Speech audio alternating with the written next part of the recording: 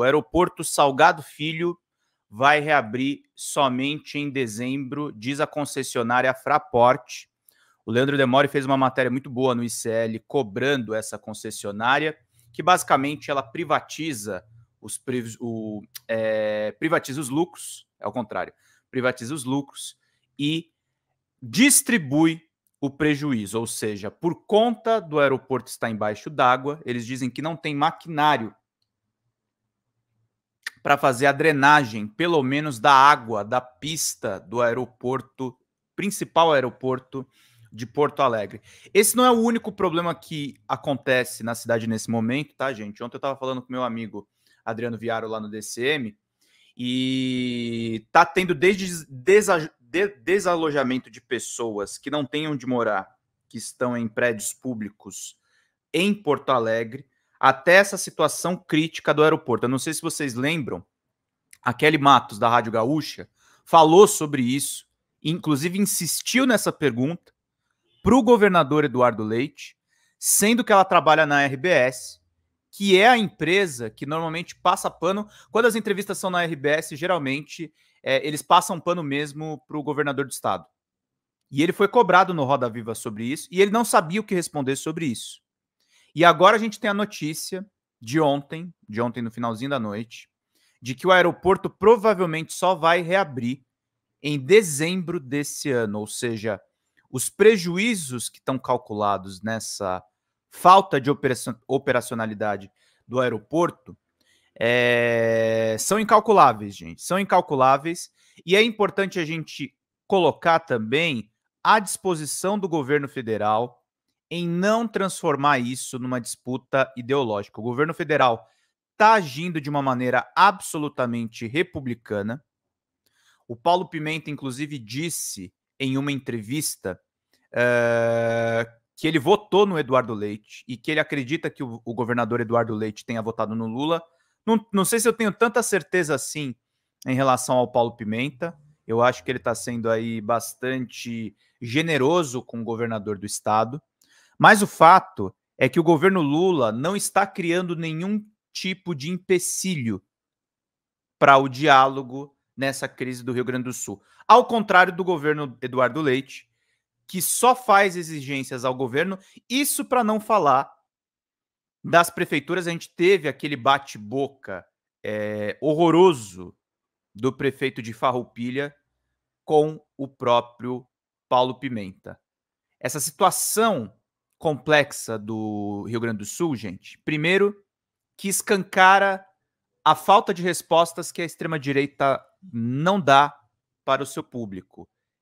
A extrema-direita debochou, a extrema-direita disse que não existia o aquecimento global veio na forma de enchente do Rio Grande do Sul, e tudo que essas pessoas conseguem fazer é justamente insuflar o antipetismo, porque a extrema-direita também está aí, tá, gente? Tá nessas pessoas que culpabilizam o Lula por tudo que está acontecendo no Rio Grande do Sul, sendo que tem nome os autores e as pessoas que não fizeram nada pelo Rio Grande do Sul. Nelson Marquesan, o Sebastião Melo na capital, Porto Alegre, o próprio Eduardo Leite no governo do estado. Essas pessoas têm nome e têm cara.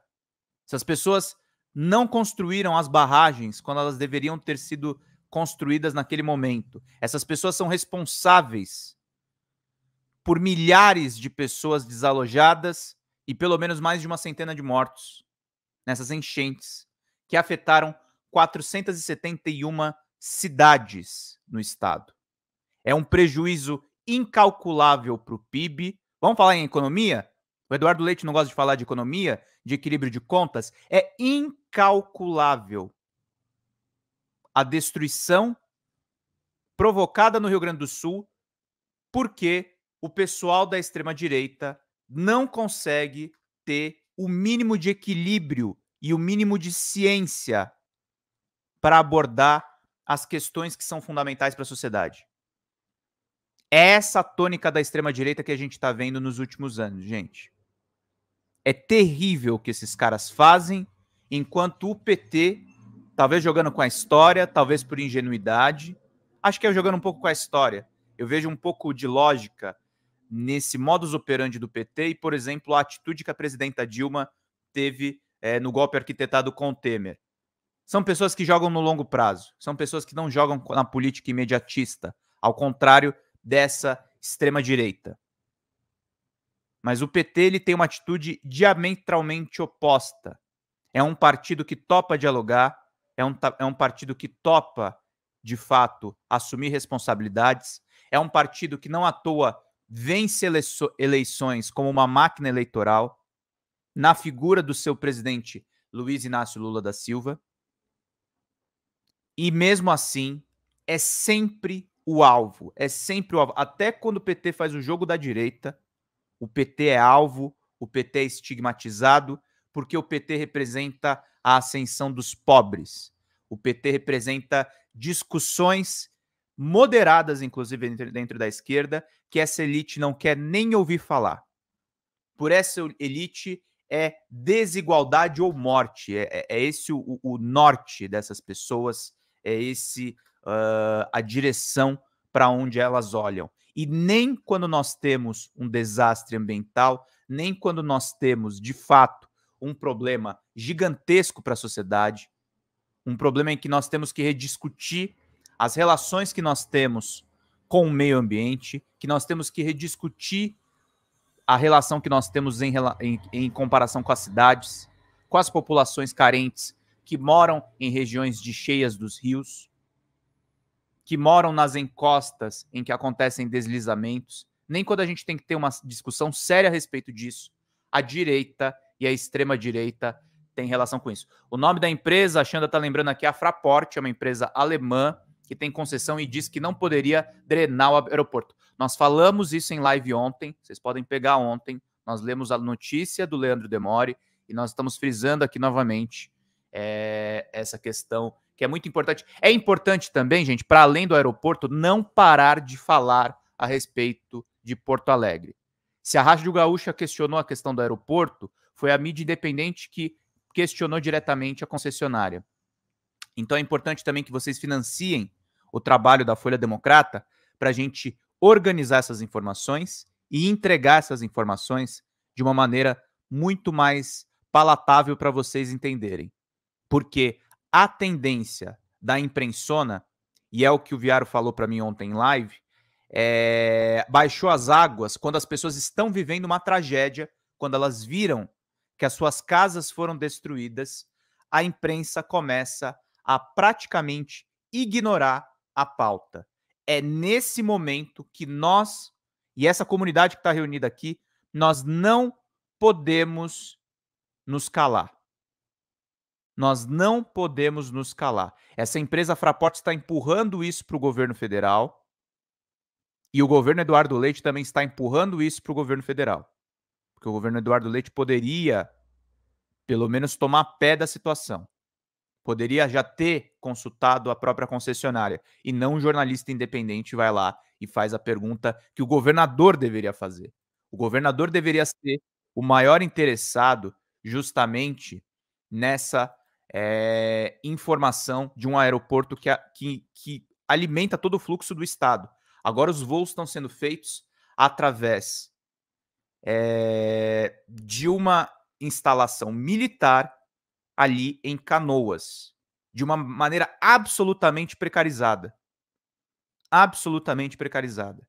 E nós vamos ter essa situação muito provavelmente até o final do ano. Então, vamos ficar atentos a respeito disso. Vamos ficar atentos a respeito da situação do Rio Grande do Sul. Vamos também manter a nossa saúde. Essa era a minha ideia inicial do editorial, mas a gente vai falar muito aqui na live. Sobre a necessidade da gente manter a saúde mental em dia. No meio dessa crise do Rio Grande do Sul, nós tivemos a situação do influenciador Whindersson Nunes, as brigas absolutamente sem sentido dele com o Santinelli e com a primeira-dama Janja.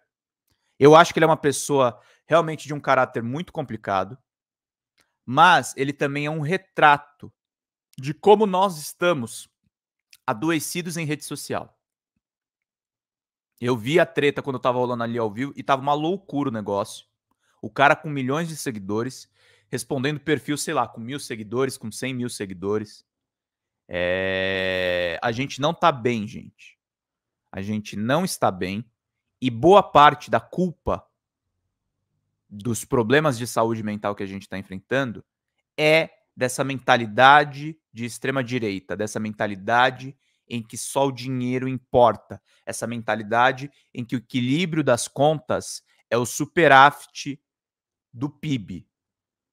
E a gente deveria estar se preocupando com a sociedade que a gente está construindo. É essa questão que a gente tem que tratar aqui nas lives, meus queridos. Fala pessoal da Folha Democrata, meu nome é Pedro Zambarda, sou jornalista, editor aqui do site e do nosso canal do YouTube. Nós estamos passando por uma mudança dentro do nosso canal do YouTube e a gente precisa muito que vocês contribuam no folhademocrata@gmail.com, que é o nosso Pix, porque nós estamos desmonetizados e as lives continuam precisando da contribuição do público para a gente poder manter os trabalhos meus, dos sócios e dos nossos editores de vídeo. Nós temos uma pequena e aguerrida equipe de guerrilha. Qualquer contribuição, em qualquer horário vocês podem contribuir. Nas lives a gente vai continuar pedindo a contribuição de todos vocês, mas a gente faz um apelo especial em vídeo para que vocês se sensibilizem com o nosso trabalho, com as reportagens e com as lives que a gente grava. Tudo em nome de vocês terem uma boa informação, gente. Até mais. Tchau, tchau.